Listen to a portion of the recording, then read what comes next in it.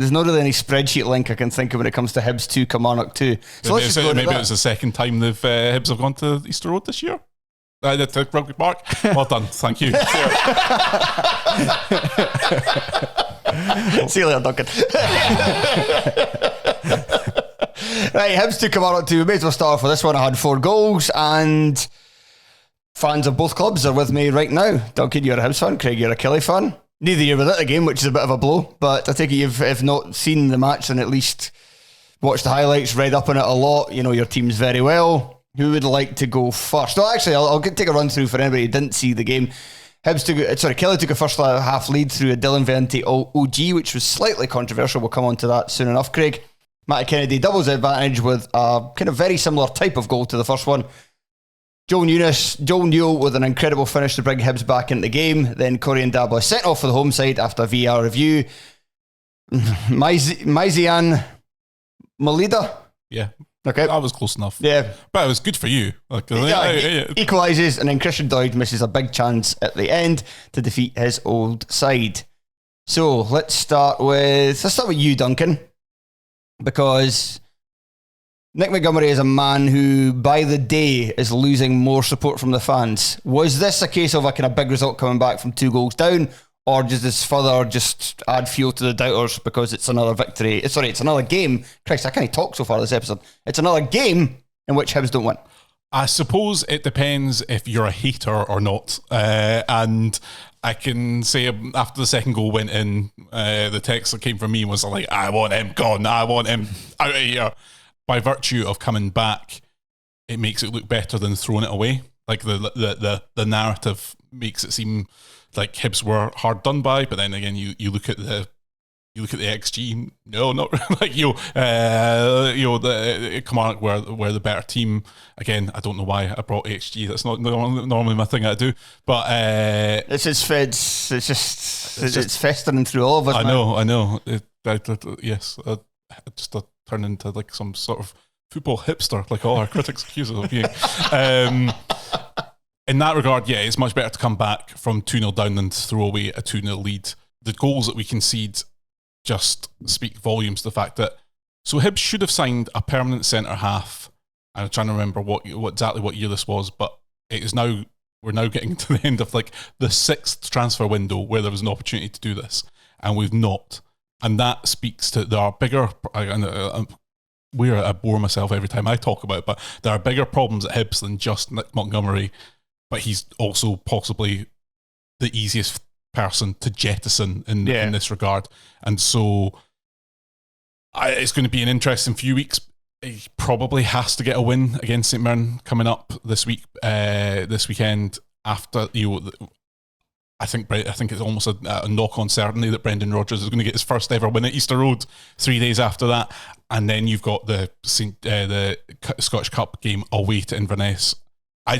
On paper, shouldn't be too much of a struggle, but everything would suggest that's going to be a game that Hibs will toil in.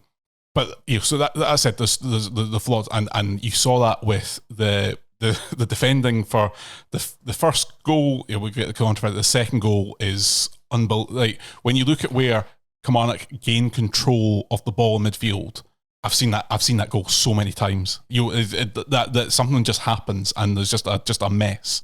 And I just don't. Yeah, like, can we stop playing Dylan Levitt that deep? Yeah, I think that's one of the most obvious things you could do to improve Hibs' chances. But we seem absolutely wedded to this idea that he's got to play some sort of deep lying quarterback role when he's got neither the physicality nor the defensive nous to play that role that deep, because he's actually getting in the way of being able to defend. And actually, when you see the chance that Vassell got in the second half, a real chance to have sealed the game, Hibs were very lucky to. In reality, the Doig chance at the end probably should have won it for, but in reality, that game should have been away from Hibs. At least Montgomery, because you can maybe say it was still a 4-4-2, but I think in terms of position, and Marcondes is more of a number 10 and plays like a number 10. So This was Hibs for the first time under Montgomery, pretty much playing a new formation, which is not a huge deviation from what we've seen before, but at least it's a more kind of out and out 4-2-3-1. I think when every meal is porridge, suddenly like cornflakes looks really appetizing. It would be my As a big cornflakes man and not a big porridge man, I can certainly appreciate that analogy. Well, yeah, I think that's where we go. And I can understand the rigidity that he was trying to bring in, but it's Scottish football, man. You cannot be starting this. You cannot come in mid-season and just impose your will on a squad of players and all that thing. Like, it's the biggest thing about being a club of Hibs and Aberdeen and Hearts size is you've got to, and it's a common phrase that I keep using all the time, but you've got to treat the world as it is, not how you would like it to be. And that's what's so frustrating, is that you've been so wedded to a formation that you don't have the players for, and also doesn't get the best out of your better players as well. It could have been a lot worse, but that's not where Hibs need to be at the moment, given the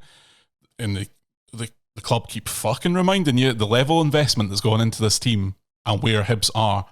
Can anyone actually make the case that Hibs are much further on than when the Gordons arrived? And I think the answer to that is not. Got nicer really. Hospitality. Got nicer hospitality, yeah, but we're also using that money to spend on players that we don't play. So give big wages to them. So yeah, I don't know. I'm There was another game of Megwa looking like the jump from playing very well to Airdrieonians to playing well for Hibs is just a bit too much for him at this point in time, and another game of Ellie Johan just not really doing too much. Yep, those are both absolute fair points. And again, if you had any sort of proper sporting director, which apparently, director of football, which is what apparently we have, you wouldn't be having to rely on... you mean Lee Johnson's pal, the manager? Yeah, the man that got to appoint him. Yeah, that really well thought out process, and who could not see that? There's a magpie tendency, I think, going on at Hibs, where it's just shiny thing after shiny thing, which explains why we keep signing midfielders and forwards when actually an element of that, like, we shouldn't have gone to Greece all those years ago playing Darren McGregor. He was not good enough to start, and it's still never been solved. And you're still there, relying on Paul Hanlon and another, and it's Will Fish at the moment. But it's not glamorous, but that is what we'll get. That'll be the difference between finishing sixth and fourth. Really, is a really good centre half. Craig, Killie were 2-0 up with two very, very Kilmarnock goals. Danny Armstrong putting a ball into the back post, and either a Hibs player or a Killie player putting it in the back of the net. But this is kind of goes, I don't know what you think about this. I can't remember if I've talked to you much about it at all, but this kind of goes with what I've been said about Killie a lot this season, and that they're in fourth place, and for a team that, could have been relegated last season, was just up from the Championship, it's obviously significant progress. It's it's like, if you're going to end the league table now, you would maybe say that Derek McInnison were a very strong shout for Manager of the Year. And yet, I still feel like they've left a lot of points on the table this season, and this is another example of that. They're 10 points behind Hearts, but it feels like they should be right there with Hearts. I think, I can see where that's coming from, because there have been very few games I've gone to this season where I've come away and thought we deserve to lose, or many that we deserve not to win, almost. And there's been a lot of points. It was funny, someone said on Twitter the other day or after this, that's 11 points we've dropped in given away in the last few minutes of games. I looked up and that's not true. I mean, if you take in, if games had stopped in 80 minutes compared to 90 minutes, we're 1 point better off from the last 10 minutes of games, because we have scored late winners against Celtic, against Aberdeen.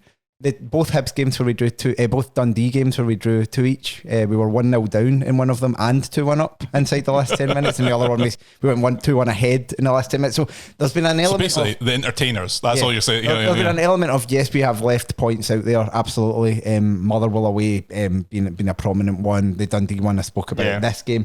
We did also fight back from 2-0 down against Hibs at home earlier in the season, which to me was the result that kick-started the season, to be honest. So I think it's very easy to be annoyed at this stuff, because you can see the potential of what's out there, but you're also looking at saying, like, as you said, there are still massive gaps in this team, and you can't expect to win every week with, for example, no central midfield. Where what I mean by that, and he was right to do it, but he obviously gambled on this game on Hibs playing a 4-4-2, and he just went with Mackenzie and Watts in the middle of the park, dropped Polworth so he could get an extra attacker in the team. It worked till it didn't, but you can blame the red card for that. With Brad Lyons and a ridiculous finish from Joe Neal. It was incredible. I mean, I still don't understand how he's done that on his weaker right foot and it's not going a mile over the bar. Two very good goals, but the point is, Brad Lyons goes out injured, and all of a sudden you've just got nothing there, because Liam Donnelly, I'm not a fan, but I think if Liam Donnelly was fit every week, he would be more than capable of being a backup, and he would play himself into that. But you can't trust him. He was on the bench here. You're left without really many options in the middle of the park. Whether there will be an incoming now that we've let a player out on loan, I don't know. But that was it. So there is a definite frustration, and certainly you go away thinking we should be 6, 7, 8, 9 points better off. But yes, we've also probably been lucky at times. It does feel this one's particularly frustrating, because I think at the point where I think Hibs started the game quite well, and Marcondes in particular was getting himself into a lot of good positions, but then Killie took a wee bit of control, sussed Hibs out, which I think is quite easy to do with this Hibs team, and got the goals. You mentioned the controversy of the first one. I think it's very similar to the third Dundee goal, in the sense that I can see why someone would give a foul for that. Personally, I think it's soft defending, and if the referee doesn't give it live, I think it's absolutely correct not to step in and award that. But you can see why Hibs would be a wee bit annoyed, because you can certainly see Ndaba's definitely leveraging a little bit on Vente there. For quite a while. Yeah. But that was what you want to do. Yeah, but so there's definitely an element to which that can happen. I was going to talk about that one, because we'll come on to Ndaba Red soon enough, but that was kind of one I wanted to focus on, and just kind of, we can talk about this now so we don't necessarily talk about it later in the show, because it comes up in other games. So let's just get out of the way and not have this being a running theme of the podcast, because there was a shirt pull there. There's also the kind of shirt pulls in the box that have happened with Rangers games, and people said, why are these not being called up elsewhere, and they're being called up in these matches. I really like those people, the most interesting people in the world. But there was also the kind of push off in the Dundee game, with Michael Mellon pushing off on James Penrice in the build up to their third goal right after Livy got themselves back in the game. That wasn't looked at by VAR, or it was looked at, but they just decided that's not enough for us. And then there was Benny Beningame-Miofsky one in the Aberdeen game, and again it's just like the whole thing where it's like you can't get consistency with VAR. So if you can't get consistency with VAR, again, I've asked this so many times, what's the fucking point? Well, I think, I mean, if you're not going to mention it, I think the Aberdeen one's different in the sense that it's annoying as a foul because he clips him, whether it means it or not. But those two, I think, are more on that borderline of if the ref gives it, then it's not going to get overturned. But if he doesn't give it, I don't think it should be either, which I think is jumping about for you, but it's what should apply to the red card as well, to be honest. And that's the frustration, because you get yourself 2-0 up. There's a fantastic goal from Newell, which you can't really legislate for. I think Hibs were at desperation mode by that point. They'd also made a triple sub. They're putting, and I mean, I like Doidge. I thought he was a big part of us staying up last season, but they're at desperation point when they're putting Christian Doidge on in 2024. He's been better this season. No, but he's not. He's clearly not Montgomery's man. He's not clearly someone he wants to be playing. No. So you're maybe right. Should be playing him more. So when because I said I had a really bad sore throat on Saturday, so I wasn't at the game, but I was following it. And when I saw that come on, I was like, right, this is looking better for us, from the sense of like Hibs maybe running out of ideas, and then they score a brilliant goal. And Hibs chasing the game is not necessarily indicative of anything actually happening. But then they were definitely in the ascendancy in the lead up to the red card. So I'm reluctant to say the red card has changed the game, but it definitely obviously makes it much more likely they're going to score, which they did. And Killie, you've said Chuck have given away games, but they are generally good at seeing out games, so you don't know what would have happened differently. But there's obviously the big chance from Vassell, and I think he's the big talking point with the support at the moment. Obviously Greg Stewart's come in, so you've got an extra forward option. He was suspended for this game, kind of carried over from his days in India. But the issue with Vassell to me is I think opposition supporters absolutely hate playing against him. He's a handful. He's entertaining. Every time you watch back Killie's highlights, every single chance we create, basically he seems to be in the middle of it somewhere, like just getting himself in the way. But he does have a tendency to not score when the moments are there. He's your Doidge. Yeah. I mean that's the not. Imagine watching both of them paired together for 6 months. But he's a big chance at Ibrox where he goes through it 0-0 1-on-1. And it's a great save from Butland, but a better striker, a better finisher scores that goal. He had another one of the other games, and then he's got that chance there. And it does point to like, what do you want from your centre forward? To me, you shouldn't drop him. To me, he's a very important part of the team, and he's a good leader and all the rest of it. But other people want more goals out their forwards, and obviously Stewart there now makes that more likely. But all of that said, it's a very strong team, and there's not much to moan about, which is why people start relying on things like that. Yeah, to moan about. Coming on to the red card, I guess you're going to ask about that. Yeah. I thought it was harsh. Yeah, I would be livid if it was the other way around. Yeah. If again, it's one of those. I think it's a yellow card, and I think if the referee gave it as a red live, you could sort of understand sticking with it. But for them again to intervene on that, I find it really difficult to see where. I think it was Greg Aitken on the recent Sky documentary from like October or whenever it was talking about this line of intervention. When do we decide to go? I really don't understand what Nick Walsh. Yeah, because the referee is already taking the action. He's right in front of him. He plays the advantage. He goes back. He gives a yellow card. He's made a decision. Sorry to interrupt, but I think this as well when it comes to the VAR stuff, like, because a big thing in judging red cards is excessive force. Slowing down. Everything looks excessive. Yeah, slowing down a clip and like having it in like frame by frame or still images. And then like, how is that better to judge than a referee who's standing 3 yards away from it and can judge force a lot better than a camera can? So the thing they say on the VR protocols is that slow motion can only be used to determine the point of contact, so to show where is the contact. But the problem is that still in itself looks worse than the tackle is to me, because if you take a freeze frame and see Ndaba's studs kind of against the ankle of but you've got no judge. Yeah, Tavares, there's no Tavares.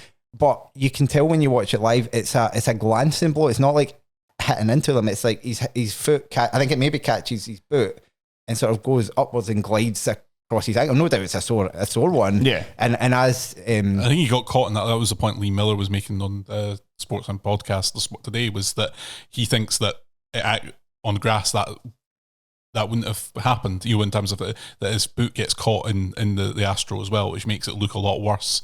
That's what he's fucking getting then. That's what he's fucking getting. Well, we're going to come on and talk about some grass pitches this after.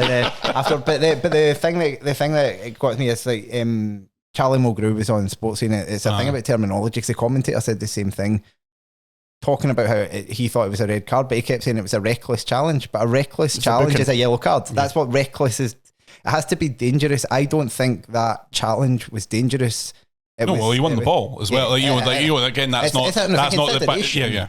In the sense that there wasn't intent to hurt, and I don't think there was a danger of a serious injury from that challenge beyond a freak thing. Like a freak. So it was pretty frustrating. I suspect the club will appeal it, and I really don't actually know what will happen with that. But it's a bit of a blow, because Ndaba's been a very, very important player, been a very good player, and he just keeps having these wee spells out of the team, and we can't replace him. And so it was a bit of a frustrating one. As I say, I think Hibs were getting in the ascendancy at that point, having come back. It was pretty similar in the feeling to the 2-2 game I described back in September or whenever it was, which was Montgomery's first game, I think. But it's frustrating, and I think I'm with you in the sense that I think Killie, with a different turn of events, could be sitting 2 or 3 points behind Hearts, but also at the same time, I'm not exactly going to get to the end of the season and be really annoyed if we finish fourth, which I think we're more than capable of doing, whether we can hang on with it.